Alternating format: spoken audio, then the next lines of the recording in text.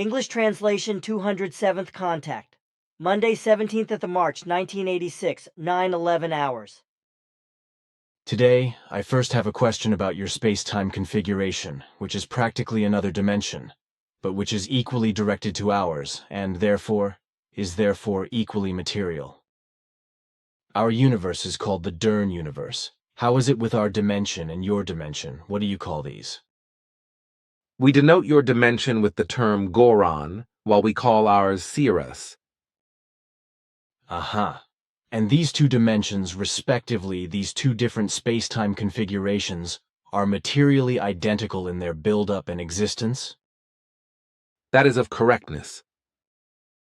And as it stands with the destroyer, then, it would also have to consist of matter, as this is also existent in our space-time configuration, right?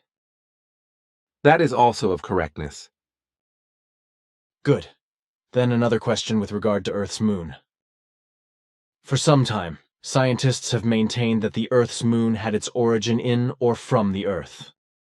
There is the theory that it had been spun off as an entire block of the Earth, while another theory purports that huge dust clouds, as well as smaller and larger chunks of rock and earth, were spun away from the Earth, and namely by the impact of a massive comet or another planet. The comet or planet involved should have been about as large as the planet Mars, etc.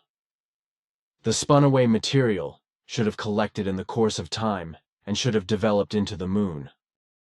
But in contrast, you explained that the Earth's moon penetrated from your space-time configuration into ours, and then into the Sol system, in which it allowed itself then to be captured by the Earth as a satellite.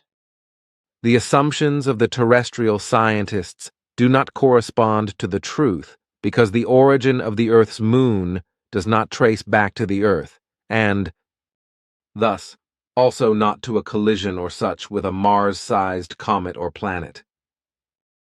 The moon found its way out of our space-time configuration at an early time and penetrated into yours, after which it was held by the Earth by its force of attraction and orbits around the planet since that time, deviating more and more from the Earth, and it still influences the Earth's rotation today as it did at the very beginning, and thus creates a braking effect. You have already explained this to me before. But how is it with the matter of the moon? Of what kind is it? It is, at least in certain parts, the same as the matter of the Earth, but other forms of matter also appear. Also, the isotopic compositions, with respect to oxygen, etc., are largely similar and sometimes even identical with those of earthly matter. Unfortunately, this fact will one day lead to the scientific false diagnosis that the Earth's moon was formed from ejected matter of the Earth. Then, quite frankly, to them, one will barely be able to set the truth as a counterargument, for the earthly scientists are sufficiently and only too well known for their narrow-mindedness. That will probably be so when the time comes that material comparisons, etc., can find their use. Do you know when that will be? No, in this respect, I can only make an estimate according to the earthly technical development. This brings me to about 15 to 20 years before the earthly isotope geology will have progressed so far with its technical measuring capabilities that respectable and accurate results can be achieved. Then it will be so after the turn of the millennium. So I suppose... Another question. Sim Yase once told me that the Americans desperately strive to undermine the German language in order to destroy it, make it disappear, and eradicate it. This should be the case since the Second World War. Can you tell me something about this? With what Sim Yase explained to you, it concerns a fact that actually also traces back to the Second World War. Already during the war, it was decided for all American forms of politics to undermine the German language by all possible means and make it disappear. As you say, in order to smooth the way for the worldwide dissemination of the American language, an abnormality of the original English language. This is done by the entire American economy, as well as by the military, the secret services and the sects, the actual government policy, and through all other things that generate an influence in any form and through which the German language can be subverted. The American secret resolution is that the German language is supposed to be replaced by the American, namely in a worldwide form, as I already explained. The American language should, slowly but surely, become the world language, which should replace all other languages, so not just the German. This is also a reason why Americans, once they have found entrance into a country in some form, no longer let themselves be driven out, but, as far as possible, stay in it for all times. This is also connected with the American plans for world domination, from which increasingly follows their nature of playing world police, from which arise many hotbeds of war.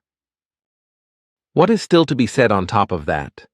I mean, in reference to the undermining of the German language by the Americans, is that the American language and the actual English language, too, are extremely deficient and poor in expression, as well as incapable of being expanded upon and pitiable.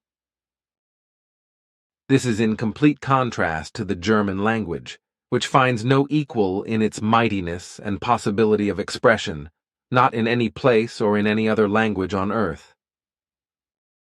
The German language is a continuation of the old Lyran language, and it is practically the only language on earth that can be endlessly developed and expanded upon in an absolutely understandable form. This being in the form of the possible combination of words and terms, or in the new creation of words and terms, etc.